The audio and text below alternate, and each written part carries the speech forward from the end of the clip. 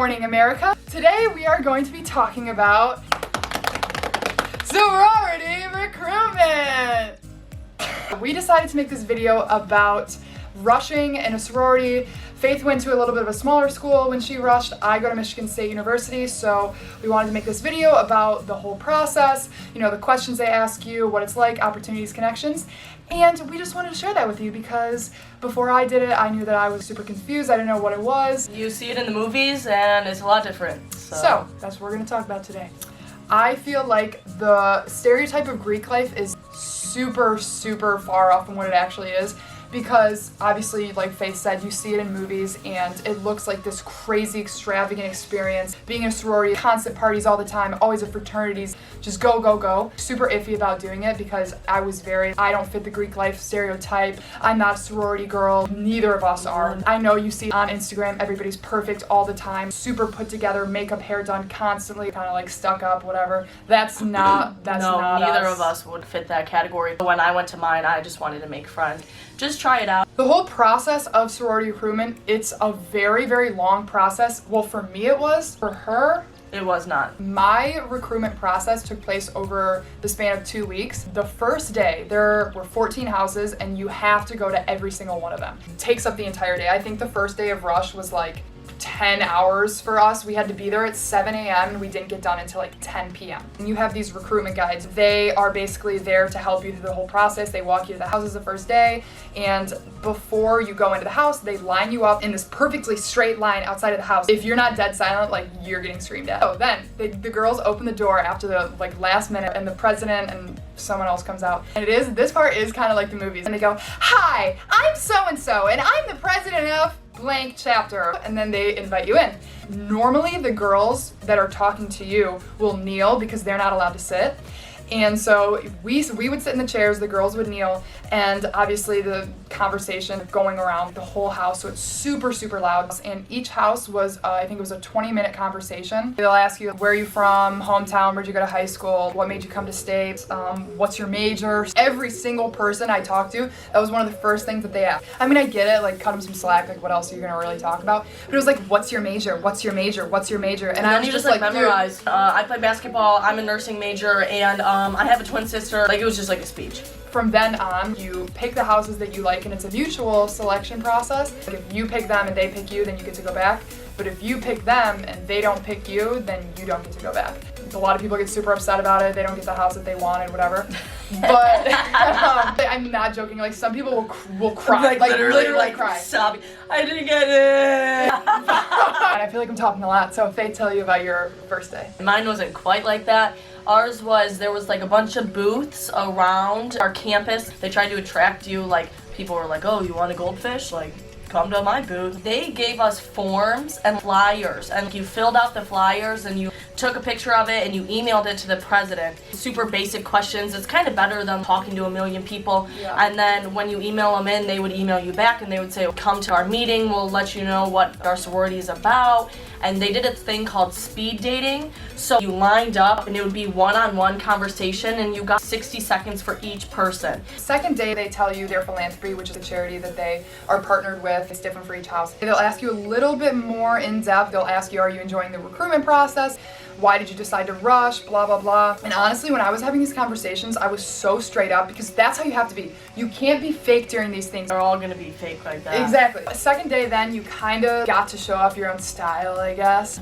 Then would you show up in a jersey and sweatpants? If I could have, then I would have. But people low-key will look down on you. If you don't dress up for these things, that's why it's kind of fake. If you don't look a certain way, some houses will be like, "Yeah, no, we're not taking." We had to wear black cocktail dresses and high heels. That was the nicest I dressed all year. Some of them are depends on the stereotypical. house. It Yeah, does. yeah. Totally depends on the house.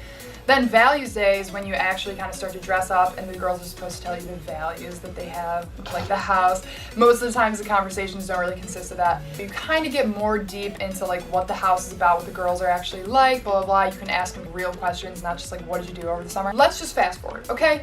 We get to the point where you have to drop to 2 houses, and then that is called preference day. At MSU, they give you like a nice little dessert.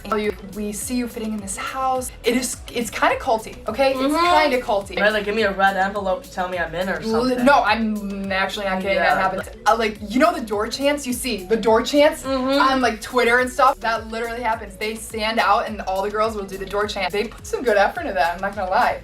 But it's so weird. Preference day, they sit you down. Usually they'll take you into like a separate room and it's just the one girl that you vibed with the most that preffed you and wanted you back in the house. And in the house that I ended up choosing, she just sat me down. She was like, all right, what do you want to talk about? Ask me anything. Because at MSU, they give you things that you're not supposed to talk about. And they'll call it the 5 B's. Boys, booze, Bible, Barack, which is politics. And that's like, a good one.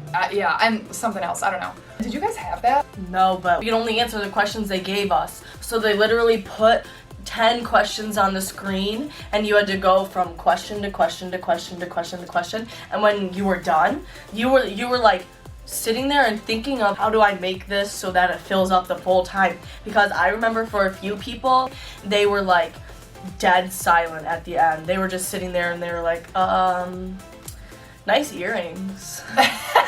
Squad meeting! If you get a bad girl, it sucks because it's nice for you. You get to talk to all of them. Oh, yeah. If you get a bad girl and you associate that girl with the house, it sucks because what if all the other girls are cool? What were we talking about? I don't know how your hazing was exactly, but like, I feel like not many people drop during hazing. For us, we probably had 20 girls drop from hazing. At MSU, not allowed to haze whatsoever. But yours was like fun stuff, kind of, right? Yeah, it was fun. You went into the bed of these pickup trucks. I don't know where these girls got these pickup trucks, but they found them. We had to chant, DPS is the best, DPS is the best, around the entire campus as loud as we can. And if we did not scream it at the top of our lungs, they shot us with water guns. That's like in a movie. We were like dogs. They took us to this field and we had to do push-ups and somersaults down hills. The hazing went on the full week, and if you didn't do a part of the hazing, you were out. And then every single night we had to do something. We ran 2 miles, and then with a group of 3. Boot camp. We had to hold hands with 2 people, run 2 miles, and then between the 3 of us, we had to eat an entire jar of peanut butter and jelly. We didn't have to do that because anything that it could be possibly considered hazing, no, can't do it. Some people get super aggressive. Tape fists to your hands and make you drink them all. Like, that's not healthy. We're talking so much and, you know like, what? sorry about it, but like not sorry about it. Yeah, I was in Delta Pi Sigma. They were just like super nice people, really down to earth. It was not superficial. When I was choosing mine, all the girls that were in the house, they were all so cool, so fun, just very similar to me. Low-key crackheads. I could be super sarcastic with them and they didn't think that I was being a jerk. Yeah. Like, they just, because like that happens all the time. Big tip, do not choose a house for the clout.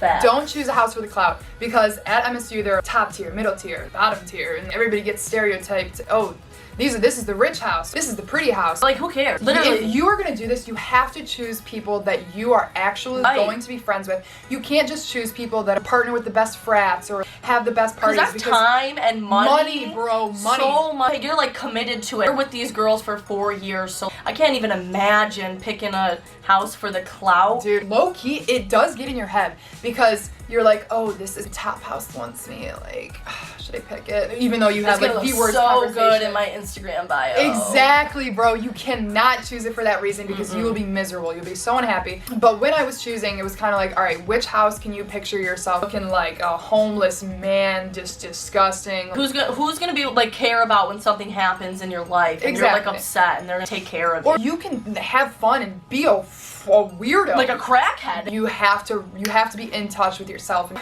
really, wherever you end up, as long as you do vibe with the girls, you feel like it's a genuine connection that you're having with these people you're talking to, you're gonna be happy. So then after you choose between your 2 and you pick the number 1 that you want, then you wait until bid day, which is where you get to see if they chose you back. So we gathered in a big field and it's super weird. And you got blindfolded and had to do somersaults? Did not have to do that.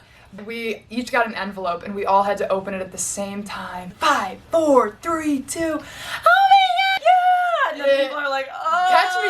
Catch me dead screaming for that though. It is cute, I guess, if you want to say people that get their house if they really wanted to and they run towards the girls, which yes, it is fun. That I can't. No. Everybody has their own theme on bid day. Then you go back to the house and everybody's like giving you shirts and glitter in your hair and whatever, and it's like fun because everybody's hype and I don't know. If you pick a fun house, you're gonna have fun on bid day because that's where you're chilling with your new people. We had a parade. Woo! Happy parade, ladies and gentlemen. You're a pretty big deal. We had a bounce house, bro. It's just, it keeps you busy. Like, that's what I like. What a nice girl. I'm so happy that I did it because I really do. I have been enjoying myself, so. We know this video was super long. I did want to make this video because I feel like when I was going through this process, I had no idea what I was getting myself into. Right, me too. And it's a good comparison between a big school and a smaller school, so it's just like some insight. Makes you feel a little more comfortable.